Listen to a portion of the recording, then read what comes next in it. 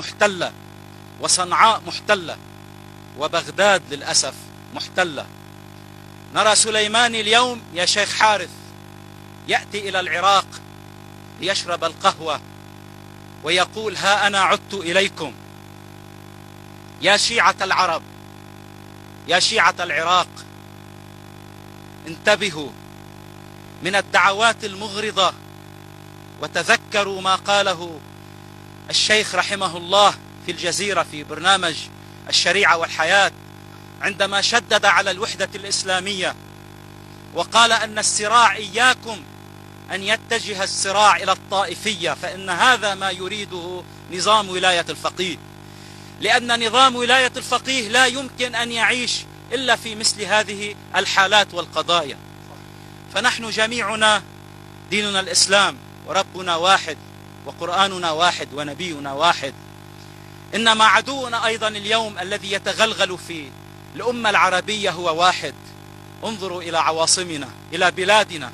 لماذا طهران مستقرة؟ لماذا طهران آمنة؟ لماذا كل المصائب عندنا نحن العرب؟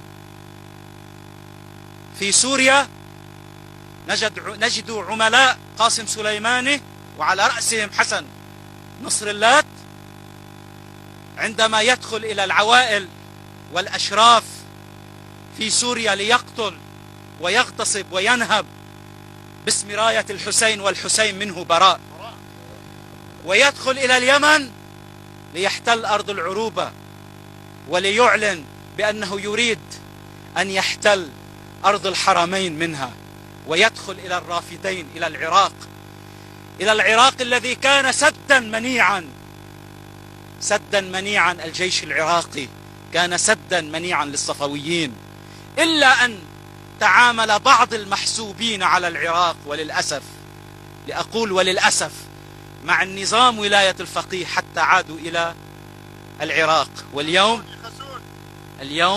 الكلام لا يفيد، الفعل، والفعل أن نتوحد يدا بيد.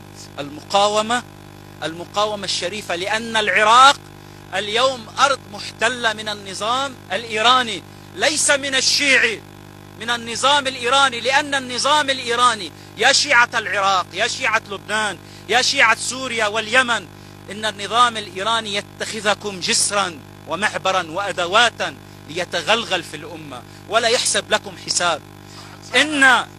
إن هذا الاحتلال باطل، وإن الباطل لا يبقى، ونحن الحق، وسوف نأتي إليه إن شاء الله عاجلا أم آجلا.